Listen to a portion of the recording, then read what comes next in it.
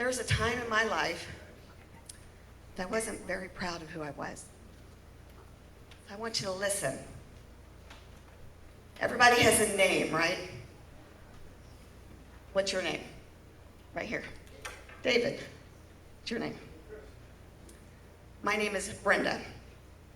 Hated that name growing up. Absolutely hated it. And my middle name is Irene.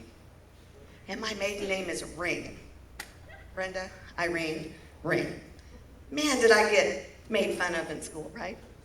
But then things in my life started to change. I started to focus on who I was. And I grew a very successful company. But then at the age of 50, I walked out of serving a 4-year prison sentence. 4 years in the feds. I had over 31,000 hours to evaluate myself. It only takes 10,000 to be a master. So I thought, my life is over, right? Well, the name Brenda means fiery sword. So when you hear the word fire, what do you think of? Destruction. When you hear the word sword, what do you think of? War, maybe? I had destroyed my life. I had destroyed my family's life, my employees' life, through my actions. And I knew I needed to change. So when I said, I'm going to change, I made the decision that I needed to level up. Because see, you can't level up if you're not willing to do it. You first have to recognize that you have a problem. So I tell people, I'm not a motivational speaker, I'm a professional change maker. My middle name, Peace. Irene, Peace. So now, my story is my fire brings the peace. You see, you have to come to terms and have peace with your past so you don't go to war with your future. Because we all do it. We all think, I have a past. So what? Use it to fuel your future.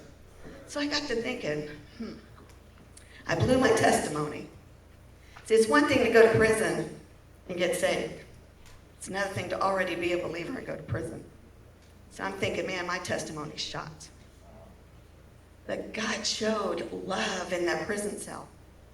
And he said, faith, that mustard seed, believe in me, and I'm going to move those mountains. And he did. 4 years I walked out. I was supposed to do a 72-month sentence, and I got out in 44 months. God opened doors. And he said, I'm going to use your story for my glory. I'm going to use your story for my glory. I just said, my name brings peace. My fire cleansed. In nature, and I'm a biologist through education. I'm an educated woman. I'm a scientist, technically. Fire in nature cleans the underbrush from the forest so that new growth can happen. So I thought, people are in prison in their minds. They don't have to be behind the physical wall to be in prison. People are stopped in their life. They're letting fear and doubt and insecurity rule their kingdom. So I decided, not me, not anymore. I usually have a crown, but we're traveling, so I don't have it with me. And I put a crown on, and I rule my kingdom because I'm a child of God.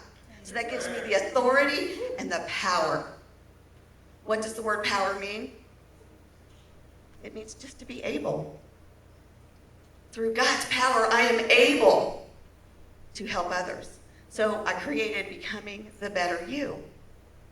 We can all be better. We can all strive to be better. And then I said, I got to change my circle. I got to change my friends. When you change your mindset, you have to change the actions, or your life is not going to change. So I kind of met some folks like this guy. And I got some people back here that traveled with me.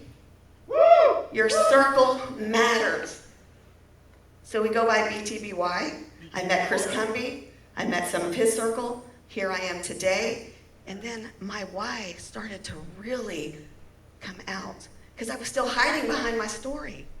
This guy kept telling me, Brenda, use your story. Use your story. Nah, he didn't know anything. Then you hear Kevin Harrington's team and all these other folks that say your story. You've heard it this entire conference. Your story. What is it? We decided to turn Becoming the Better You into a business where we help people to professionally change their mindset, change their actions, change their life.